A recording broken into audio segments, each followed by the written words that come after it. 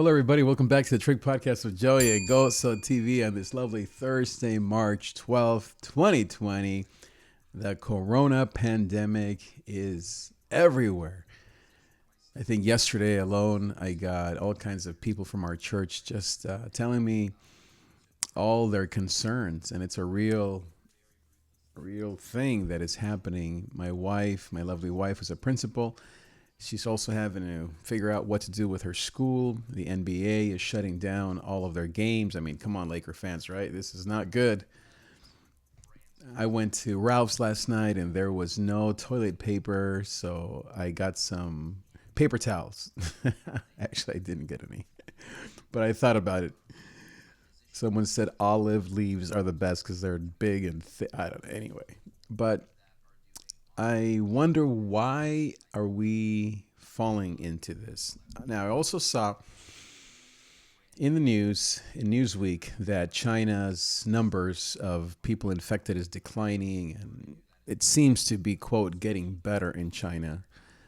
And of course, here we are taking so many precautions. I think there's 100 people that have died from it nationwide. So if you think about it with your left brain, we're talking about a minute amount of numbers of people. Now, I'm not here to be a scientist per se, although I think the numbers seem to be saying that this is dangerous, but it's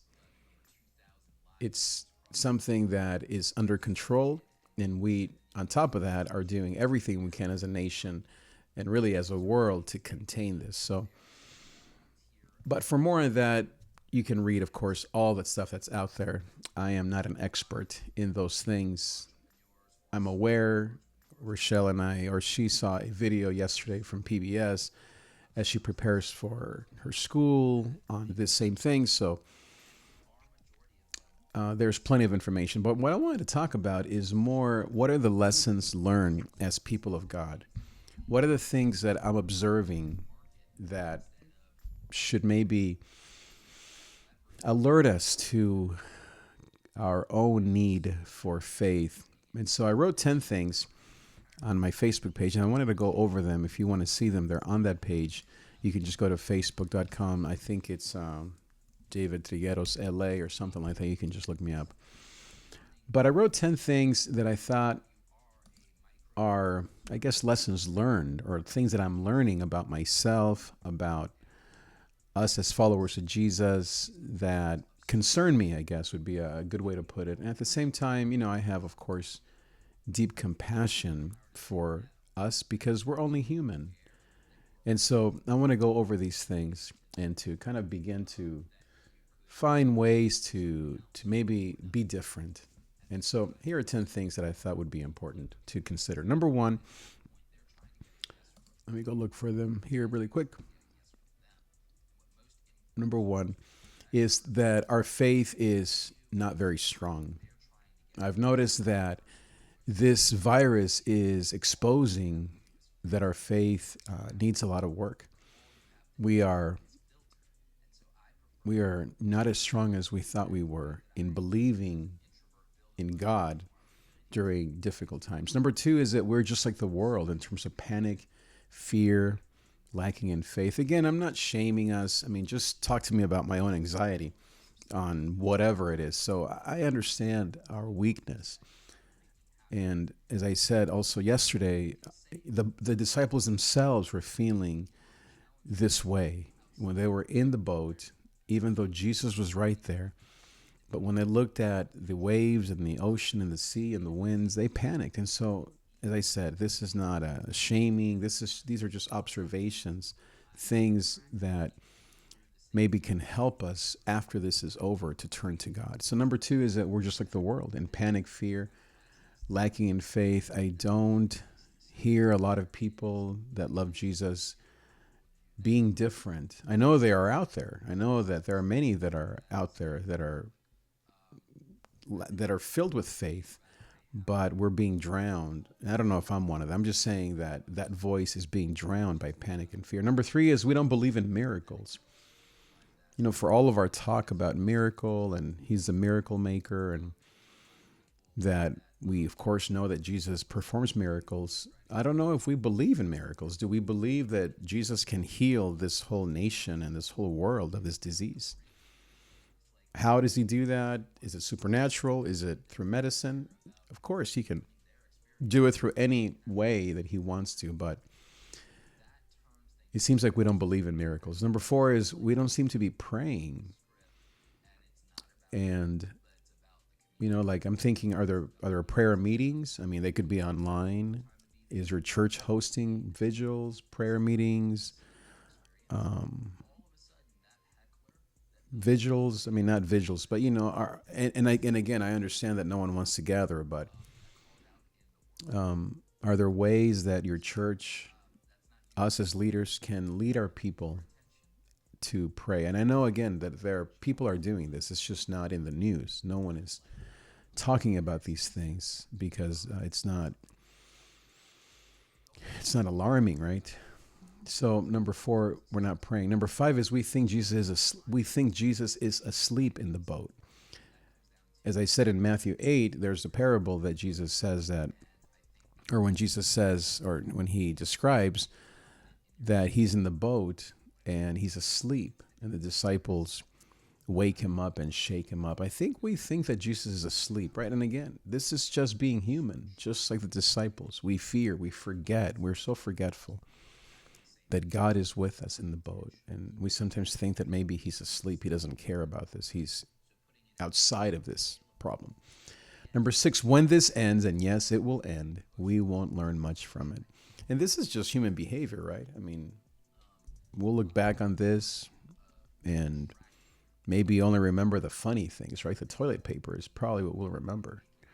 And then we'll, of course, say, oh, it was just a bug, or Tom Hanks, and his wife got it. We'll just remember the big things, but I don't know if we'll look back on this time as a way to say, Lord, how can I be different? So that's number 6. Number 7 is we don't see a real connection between our faith and science. It seems like for most of us, people of faith, we don't really see how God can intersect or interact with viruses and disease. We don't seem to be really well versed in how God can intersect science and intervene in science and in these physical health problems. And again, we can only go back to the Bible, how he often healed diseases. Remember how he healed the lepers, how he healed the woman with the blood problem, how he healed, in this case with the disciples, the waves and the storms. And so we know from the Bible that God intersects science, but it seems like during these times we forget. Number 8, we trust in Google, Twitter, and hoarding TP more than prayer, faith, and love. And it's just that we don't have enough Christian content out there. We have more alarming stuff and fanatical stuff and just panic out there in the news than men and women of God talking about trusting in God. And that's why I'm here, to try to be a light and be a voice of reason, of faith, of preparedness, yes, but of faith in Jesus Christ during this time, in the middle of it. Number 9, we don't think anything is wrong with our faith. This might be for after the fact. We may look back and say, well, of course I was worried. Of course. I mean, we'll look back and I hope that we can say, wow, we really need to change. We really need some help as people of God, right? But I don't think that'll happen.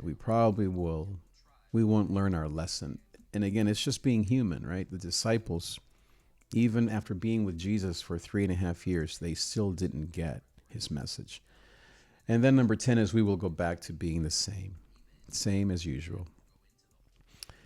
We will go back to having life just be the same as always.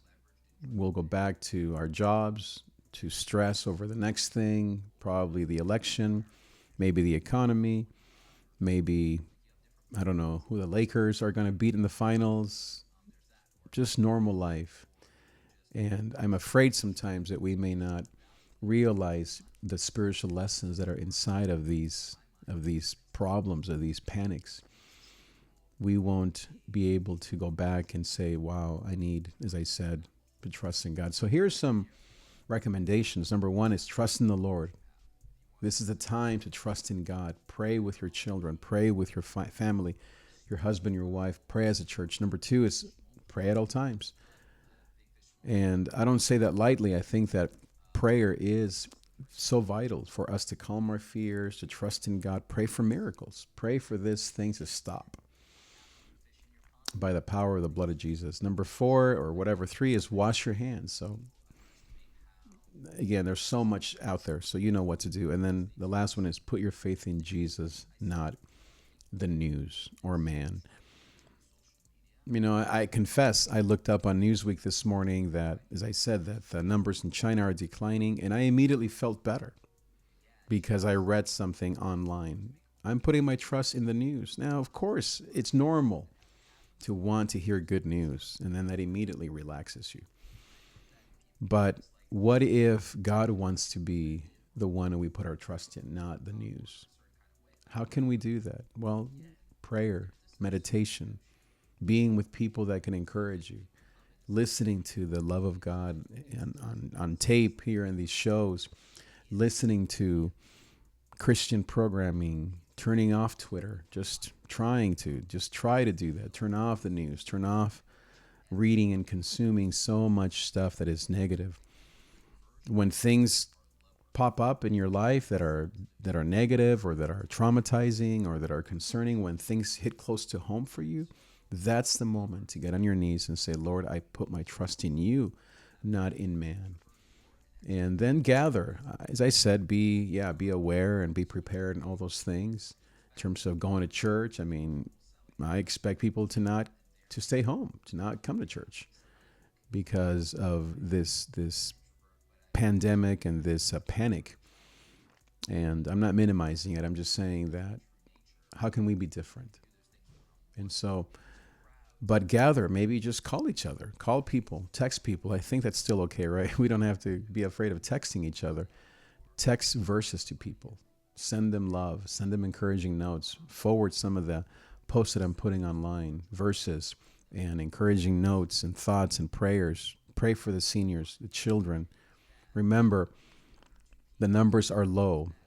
They might get worse. They might get better. This might stop next month, next week. This might go on for 3-6 months. I mean, you can hear and read everything out there on the numbers. But I think the main thing is to let's learn to be people of God right in the middle of the storm. This is when it matters. After the fact, everyone will be like, oh, I trusted God and he was faithful. And of course he's faithful. But the difference makers are those that stand for hope and faith in the middle of the storm. And I'm not perfect in it. As I said, I have plenty of anxious thoughts about other things in my life. And so I'm not here to say, look at me. I'm here to say, let's trust in God together. Let's be different together. Let's try to think about the power of God that he has to calm the storms. Let's do it right now, today, March 12th, when it matters most, when people need it most. You know, if marketers are trying to sell you all these crazy things, and I don't know what industries are going to make bank out of this panic, I'm sure there are going to be a few. How about if the Christian, quote, product, or we as the people of God, imagine if we were to win because of this. What I mean is that we can be different, that we can show the way, that we can be a light in the darkness. That's my hope. That's my desire. That's my prayer. So my prayer for you today is that you and I will join forces. We will be different. I want to invite you, by the way, if you feel safe and you feel comfortable, every Tuesday for the next 4 weeks during this Lenten season, I'm going to be in my office at 7 p.m. on Tuesday nights, the next 4 weeks, to pray. I have my guitar there. I have a few songs, some verses to encourage each other during this panic, during this pandemic. So join us if you would like. If not, you can watch it live at ncfbellflower.com/live. Also check in with me every day. I'm going to be streaming daily, maybe even 2-3 times a day, to just keep our hopes up, putting our trust in Jesus, focusing on he who loves us and he who is more powerful than heaven and earth and anything underneath it. Thank you so much for watching, and I will see you next time.